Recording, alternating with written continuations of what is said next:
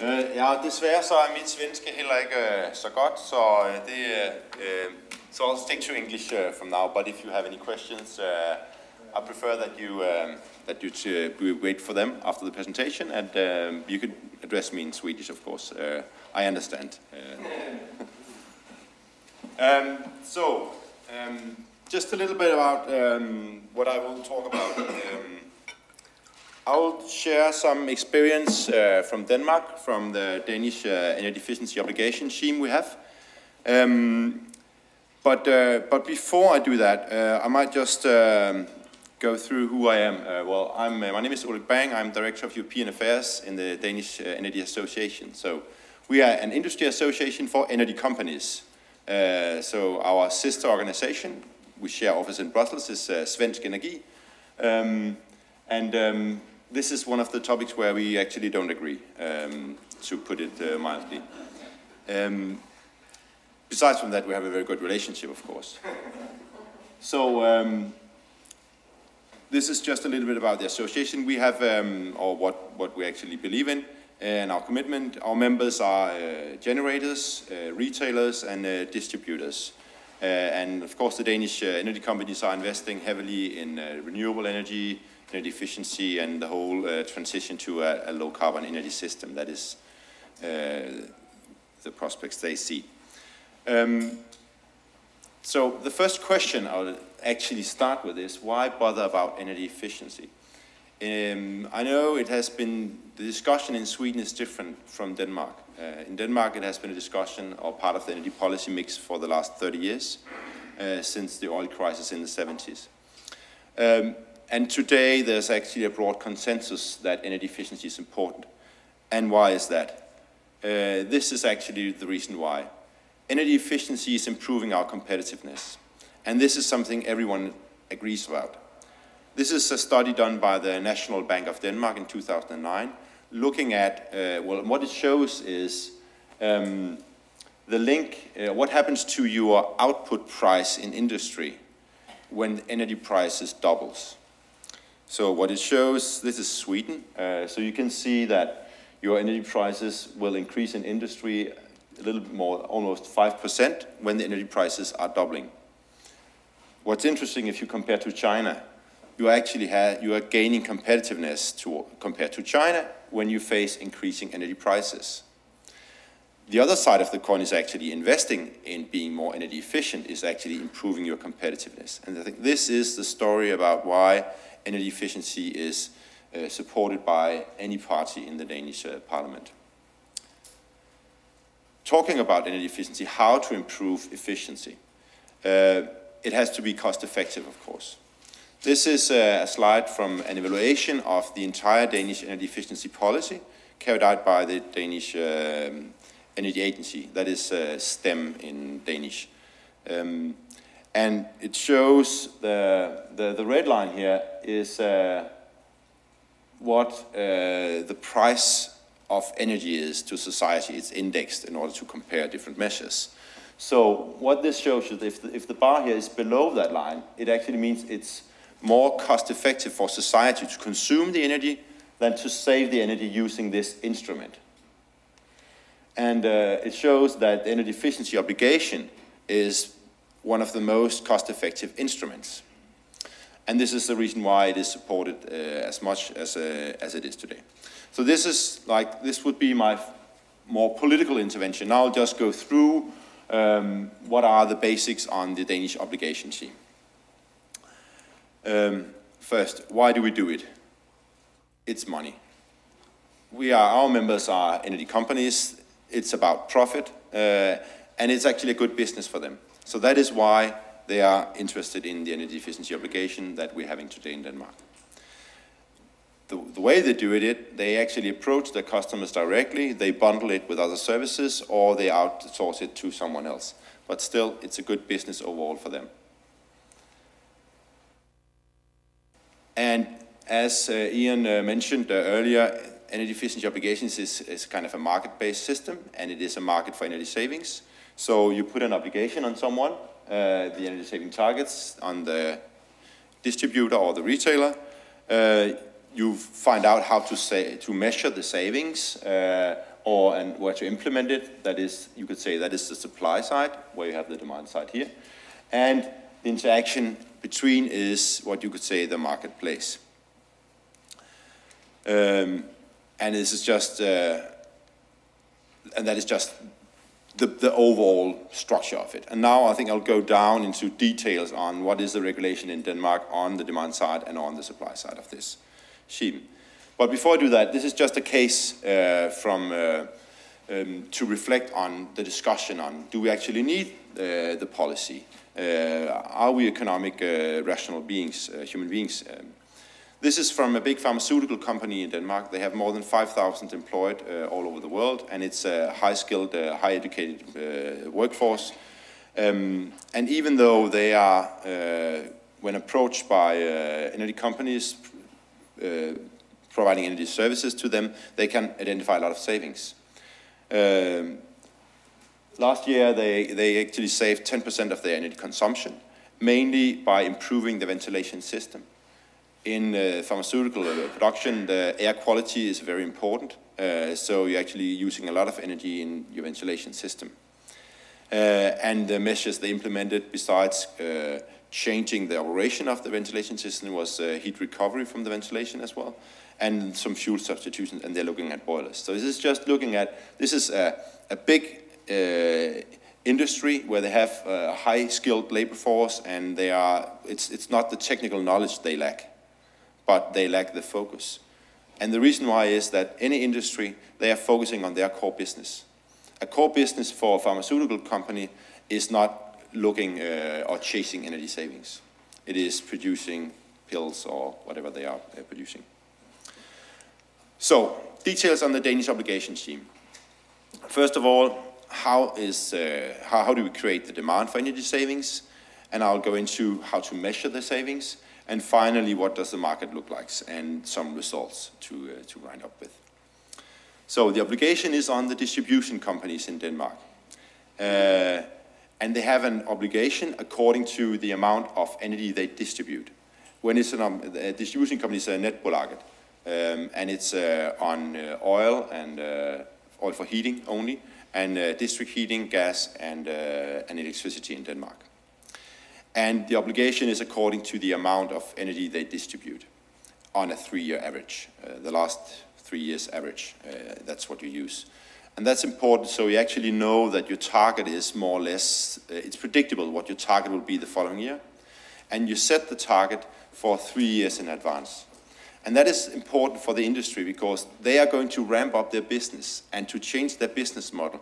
So they need predictability about what are the current situation. And what will the demand for savings be. They have full cost recovery, but with a benchmark. Because it's an obligation on the distribution company, they are allowed to recover the cost in the tariffs. But because it's a monopoly, you're controlling how much money they collect by benchmarking them according to each other. So Ian mentioned before that there's no transparency on what it actually costs to deliver savings. You have that in Denmark because it's on the distribution companies, and it's public, and they are benchmarked, and you can see the figures on the regulatory, the energy regulator's website. The target is, the overall target in Denmark is reducing primary energy consumption with 2%. That was the target in 11 last year, and it's 4% in 2020. And that is like the overall target for the entire energy efficiency policy. If you transfer that to final energy consumption, like what is delivered energy, that is equivalent of 10.3 petajoule a year, and more than half of that is covered by the Danish obligation scheme on the energy companies. As we speak, there's a negotiation in the Danish Parliament about having a new energy reform, energy policy package, and they're thinking about doubling this again. This target on the energy companies was doubled 3 years ago, I believe, and they're considering doubling it again. And they believe that it is possible to do that. And our experience from being in the market is, well, the technical savings potential is there. So that is not the question. So this is how the target is divided on the different companies. As you can see, the electricity distributors are roughly half of the target, 1/3 on district heating, and the rest is on gas, and then there's a little bit on oil. And the funny thing about oil is not a grid-carried supply. And actually, initially when this scheme was implemented, the oil companies were not included. But they actually said that they wanted to be included because otherwise it would not be a level playing field when they are competing against gas. So they asked to opt in this scheme, even though they cannot. And they are the way they recover the cost is they just increase the price on the fuel. So, as I said, it's an obligation on the distribution companies, and because it's a monopoly, they are not allowed to do very much themselves. Actually, they are not allowed to do anything but giving advice, information about using the energy carrier they are distributing. So they can, if it's a district heating company, they could give advice about how you should use heating, a district heating system, but only within their own grid area. And that is the regulation that stems from the electricity directive on the liberalization of the European market on energy. So I think that is more or less the same directive that is governing the Swedish energy sector. So they are not allowed to engage in commercial activity as a distribution company, and because they're regulated monopolies. So what they have to do is they have to involve someone else. They have to get someone else to do that. And what they often do is, within the same group, you could have a retailer, and they are just competing on the market, and they're allowed to do whatever they want. So they could get the job. They could do the job, or it could be outsourced to someone else. And there's an evaluation of this scheme every 3rd year. You have internal, external audits to ensure that the savings are actually implemented. On the penalty, which is important, we have never seen in Denmark any company not fulfilling the obligation. The penalty they actually face is because it's part of their license to distribute energy. The extreme penalty would be that they would lose their license to operate, and of course you will have fines before that. But we have not defined any fine at the moment, and there's no need for that. And then of course you have the benchmarking where you can see what the costs are on the website of the regulatory authority. This is the result from 2011. So this slide shows you what is the cost of saving 1 kilowatt hour. And in Denmark we count, as Ian said, that is the first year effect. And on average the lifetime of the savings are around 10 years. So you could divide that number with 2 if you want to have the lifetime of the effect. And you can see the companies are actually distributed around 40 øre, that is like on 42 øre is the average. And this is public figures, so what is going to happen now is that the regulatory authority will contact the companies who are actually have very high costs up here, and they're going to be asked to reduce the tariffs the following year. So that is the process, and this is actually what is keeping the system cost efficient. So this is pressing the prices for the distribution companies. So going to defining the product, what is a negawatt hour? So what is how do you measure the savings? So as Ian mentioned, it's all end users in Denmark except transport. It's also installations and energy covered by the emission trading scheme. It's also include local installed photovoltaics and thermal solar. This is the same regulation you have in the buildings directive, where you can, if it's on your own house, you can actually account it as an energy saving measures. You can also, if you have losses in the grid, you can count that as a saving. This is mainly done by district heating companies. On electricity is not, because they are actually the losses they have in the grid is very, very low, so there's not much to come for. Then they already have incentives to be efficient. but you cannot improve efficiency in generation. As I mentioned, it's first-year savings you count, and the DSO, they can only account for savings where they have been actively involved. So, and that is actually limiting the scope of the market. So you cannot implement savings, put it in the bank, sell it to someone else, because before the savings are implemented, the measures are implemented, the cavity wall is insulated, the windows are changed, you have to have a contact with the distribution company. That could be a link of contacts and contracts with a lot of other actors, of course. But that is a way to ensure actually the question of additionality and to avoid free riders, that free riders is savings that would have been implemented anyway. So you have to have an involvement by the DSO in advance.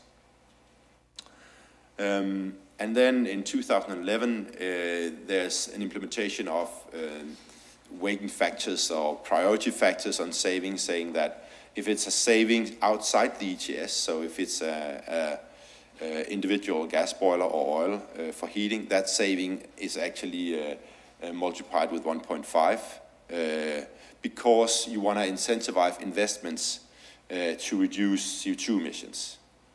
Like in Sweden and Denmark, we have a carbon target on the ETS sector, and then we have the non-ETS sectors. So actually, this policy tool is directed to the non-ETS sectors by giving higher priority to savings in non-ETS fuels. And also, if it's a long lifetime, you can multiply the savings with 1.5 as well. So this is the way you at national level direct this scheme or adapt it to the national circumstances. How do you calculate the savings? Ian went through it already. You have the deemed saving catalog, we have that in Denmark, and then you have the specific calculation. So this is part of it. And thirdly, you have like behavioral change. That is if you do a big campaign on CFLs, for instance. But this kind of way to measure or calculate savings, it has disappeared totally because it's very, very costly to implement or to ensure that you can document some real effect using this tool, in Denmark at least. Another case. This is, I think, this is particularly important or interesting for you, perhaps, coming from in Sweden. This is a paper factory, and as you know, they consume a lot of energy, and they have been focusing on their energy bill for many years, of course. But still, it was possible for an energy company promoting energy services to them to identify a lot of savings. And this is some of the results. And the measures is it's fuel substitution and heat recovery. The fuel substitution was from gas to biomass. And actually that fuel substitution led to that they could actually sell all the allowances. So they are earning a lot of money not having to buy allowances. Also, there was heat recovery, so they are now selling heat to the district heating system because they have a lot of waste heat.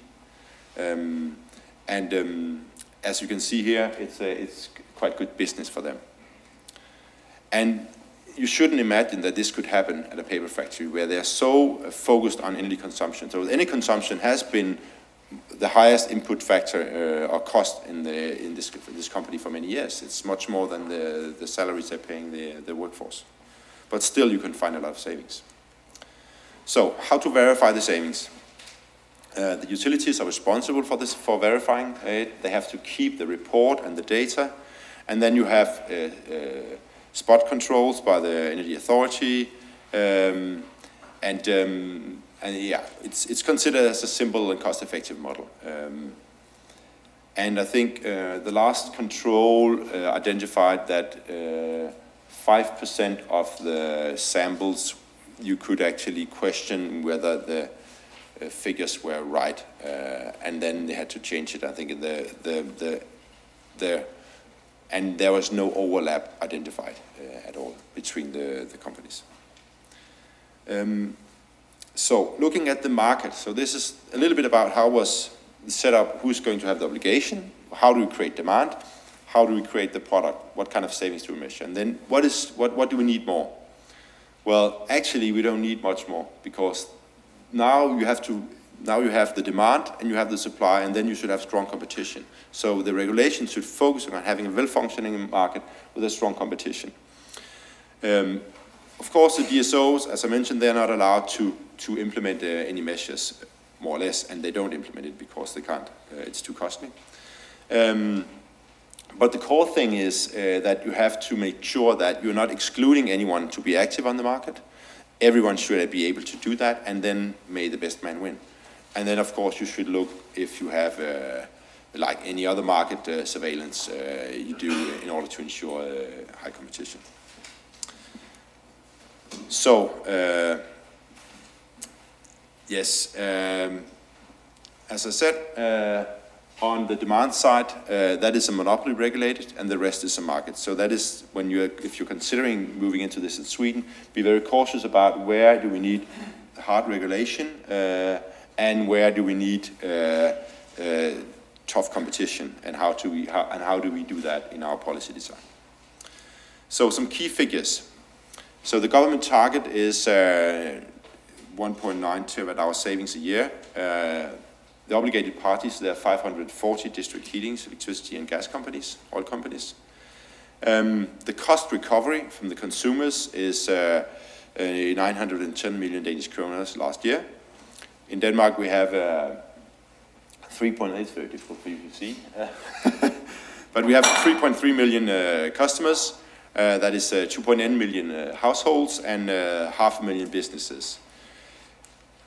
The savings in the lifetime, of course, you fulfill the obligation, you comply with the target. But if you're looking at the amount of money you save, it is 200 million euros as a first year saving. That is 2 billion euros in the lifetime of savings, of saved energy costs. Looking at the investment side of it, so how much does the companies invest? It's 1 billion euros a year they invest in implementing the measures. So of course it's a lot of investments, but it's also a lot of jobs created in these investments because it's high labor intensive, a lot of these installations. If you're looking at the payback time for the end user, for the industry or the household, industry and businesses, the average payback time is 2 to 3 years. You would imagine that they would implement the measures anyway. Of course, they do when they discover that they have this potential, but the problem is they don't know it. In the private and public sector, the payback time is 7 years on average. And just to give you what is the rate of return? You shouldn't talk about costs when you talk about energy efficiency. You should talk about investments, because you're having the highest interest rate you'll ever get on your money is investing in energy efficiency. So where does the money go to? The money go, when I'm talking about that is the cost recovery, how the money the distribution companies collect. 60% of the money is actually spent on their audits or counseling or outreach activities they have. 6% of the total amount of money is spent on administration, so that is what you could say that is the transaction cost. Around 13% of the money went to external contractors, and around 30% were subsidies directly to the end user. Discounts on a heat pump, discounts on insulation, whatever it is. And where do we implement the savings? Almost half of the savings, they are implemented in industry. And that is because that is where you can find the cheapest savings. So then that is where you have the biggest potential. Still, after having an ambitious energy efficiency policy in Denmark for the last 20 years, you can still find a lot of savings in the industry. And that's, I'm sure you can have the slides afterwards if you're interested in going into the details. Looking at the different obligated parties, where do they operate? And as you can see, electricity companies are evenly distributed on electricity, oil, natural gas, and district heating, whereas natural gas have a tend to focus on natural gas. Especially district heating is focusing a lot on heat savings. And this is mainly due to that they are focusing on efficiency or savings in the distribution system, insulating the district heating systems.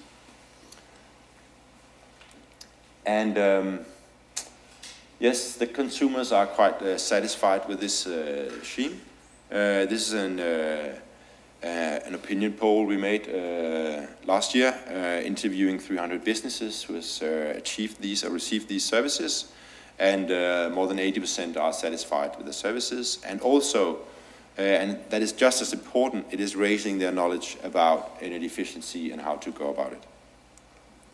So, to wind up, in Denmark, the energy efficiency obligation has kick-started the market for energy services.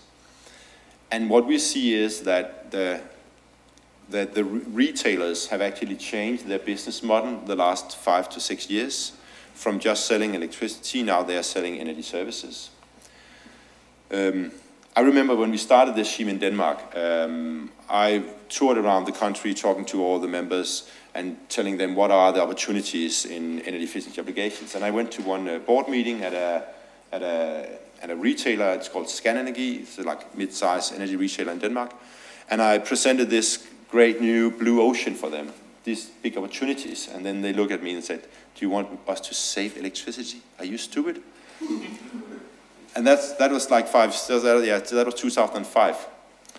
I talked to him in Brussels, the director, still the same CEO, and he mentioned that, well, today they're getting 20% of their volume, or is actually today selling energy services. 80% is on selling electricity, but they expect within the next 5 years that will be reversed. So going from a pure retailer saying we just want to sell electricity, now they are promoting energy services. And the reason why is, well, as he says, well, our customer loves it. And when you're actually engaging the customers in a long-term relationship, implementing savings, you're really down into their business. You have a much stronger relationship, so it's good business. So they are actually reducing their marketing costs dramatically because the energy services is connecting the customers to them. So that is their business model. And what we see in Denmark is that each retailers or each companies, they define their own niche of the market. We have other companies, they're focusing on the public sector, refurbishment of schools, and they are kind of packaging projects for that directly and focusing on how do we overcome the barriers within the public sector to implement energy efficiency measures. And others are focusing on projects or companies where CSR is a bigger element of it. So you see a lot of, the market is changing a lot from just selling electricity to selling energy services. Yes, I think one last thing is that cost recovery is important because it's reducing risk from changing your business model. And that is why you need that, and you need predictability in the future about what are the targets. And finally, and my final comment would be that energy efficiency is not about the technology. It's of course, it's behavior and technology, but implementing energy efficiency measures, it's about being innovative in your business model. And that is what is needed, because the technologies, they have been around for the last 20 years, and of course they're getting better. But still, what was state-of-the-art 20 years ago is not used today. So that would be my final word. Thank you.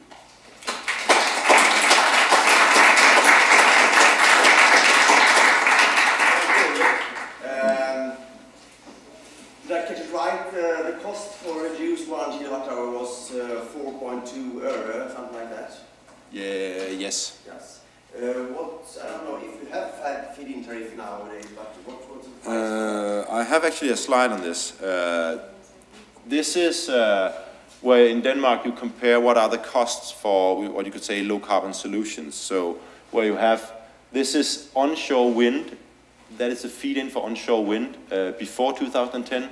The first offshore wind park, biomass electricity, the second offshore wind park, and then you have the technologies here, and here you have like, that is photovoltaics. So that is like the subsidy level, and this is the energy efficiency obligation scheme. So this is comparing the cost. So this is just the lowest hanging fruit. And of course, the cost of the Danish system is related to the kind of measures you implement. So what an energy efficiency obligation scheme does is it picks the lowest hanging fruit.